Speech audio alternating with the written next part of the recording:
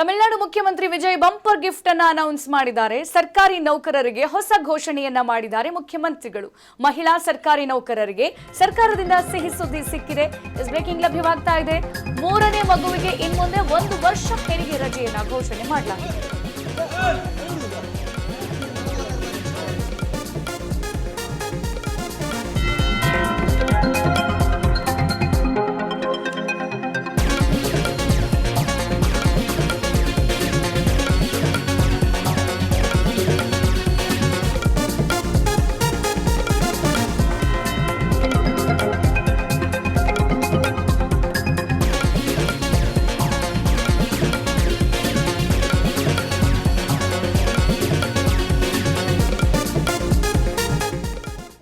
Tamil Nadu CM Vijay bumper gift ಅನ್ನ announce ಮಾಡಿದ್ದಾರೆ. ಸರ್ಕಾರಿ ನೌಕರರಿಗೆ ಹೊಸ ಘೋಷಣೆಯನ್ನ ತಮಿಳುನಾಡು ಮುಖ್ಯಮಂತ್ರಿ ವಿಜಯ್ ಅವರು ಅನೌನ್ಸ್ ಮಾಡಿರುವಂತದ್ದು.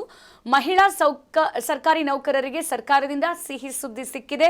ಮೂರನೇ ಮಗುವಾದರೂ ಕೂಡ ಅವ್ರಿಗೂ 1 ವರ್ಷ ಹೆರಿಗೆ ರಜೆಯನ್ನ ಅನೌನ್ಸ್ ಮಾಡಿದ್ದಾರೆ.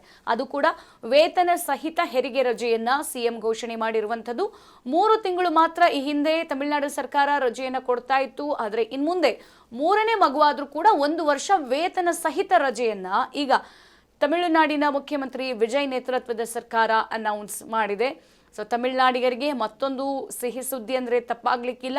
ಮೊದಲನೇ ಮಕ್ಕಳಿಗೆ ಎಸ್ಪೆಷಲಿ ಒಂದು 6 ತಿಂಗಳ ರಜೆಯನ್ನು ಅನೌನ್ಸ್ ಮಾಡ್ತಾರೆ. ಮೆಟರ್ನಿಟಿ ಲೀವ್ 6 ತಿಂಗಳ ತನಕ ಮಾತ್ರ ಇರುತ್ತೆ. ಆದರೆ ತಮಿಳುನಾಡಲ್ಲಿ ಮುಖ್ಯಮಂತ್ರಿ ವಿಜಯ್ ಅವರು ಬಂಪರ್ ಗಿಫ್ಟ್ ಅನ್ನು ಕೊಟ್ಟಿದ್ದಾರೆ. ಅಲ್ಲಿನ ಜನರಿಗೆ, ಅಲ್ಲಿನ ಮಹಿಳಾ ಮಣಿಗಳಿಗೆ, ಸರ್ಕಾರಿ ನೌಕರರು ಇರ್ತಾರಲ್ಲ ಅವ್ರಿಗೆಲ್ಲ ಈಗ ಹೊಸ ಒಂದು ಘೋಷಣೆಯನ್ನ ಮುಖ್ಯಮಂತ್ರಿಯವರು ಮಾಡಿರುವಂಥದ್ದು. ಎಸ್ಪೆಷಲಿ ಮಹಿಳಾ ಸರ್ಕಾರಿ ನೌಕರರಿಗೆ ಸರ್ಕಾರದಿಂದ ಸಿಹಿ ಸುದ್ದಿಯನ್ನು ಕೊಡಲಾಗಿದೆ.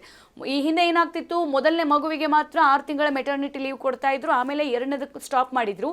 ಈಗ ವಿಜಯ್ ಅವರು ಮುಖ್ಯಮಂತ್ರಿ ಆದ ನಂತರದಲ್ಲಿ 3ನೇ ಮಗುವಿಗೂ ಕೂಡ 1 ವರ್ಷ ಹೆರಿಗೆ ರಜೆಯನ್ನ ಹೆಣ್ಮಕ್ಳಿಗೆ ಅನೌನ್ಸ್ ಮಾಡಲಾಗಿದೆ. ಅದು ಕೂಡ ವೇತನ ಸಹಿತ ಅಂತ. ಅಂದ್ರೆ ಹಿಂದೆ ಏನಾಗ್ತಿತ್ತು, 6 ತಿಂಗಳು ಮೆಟರ್ನಿಟಿ ಲೀವ್ ಕೊಟ್ರೆ ಅದರಲ್ಲಿ 50% ಸ್ಯಾಲರಿಯನ್ನ ಮಾತ್ರ ಕೊಡ್ತಿದ್ರು. ಆದ್ರೆ ಈಗ ವಿಜಯ್ ಅವರ ನೇತೃತ್ವದಲ್ಲಿ 1 ವರ್ಷ ಹೆರಿಗೆ ರಜೆ ಜೊತೆಗೆ ವೇತನ ಸಹಿತ ಸಂಬಳವನ್ನ ಎಲ್ಲೂ ಕೂಡ ಡಿಡಕ್ಟ್ ಮಾಡಲ್ಲ. ಪೂರ್ತಿ ಸಂಬಳ ಅವರ ಕೈ ಸೇರುತ್ತೆ. ಸದ್ಯ 3 ತಿಂಗಳು ಮಾತ್ರ ಕೊಡ್ತಿತ್ತು ಈ ಹಿಂದೆ ತಮಿಳುನಾಡು ಸರ್ಕಾರ. ಇನ್ ಮುಂದೆ 3ನೇ ಮಗುವಾದ್ರೂ ಕೂಡ 1 ವರ್ಷದ ರಜೆಯನ್ನ ವೇತನ ಸಹಿತವಾಗಿ ಅನೌನ್ಸ್ ಮಾಡಲಾಗಿದೆ. ಹಾಗಾಗಿ ತಮಿಳುನಾಡಿನ ಸರ್ಕಾರಿ ನೌಕರರಿಗೆ ಖುಷಿ ಸುದ್ದಿ ಅಂತಾನೆ ಹೇಳಬಹುದು.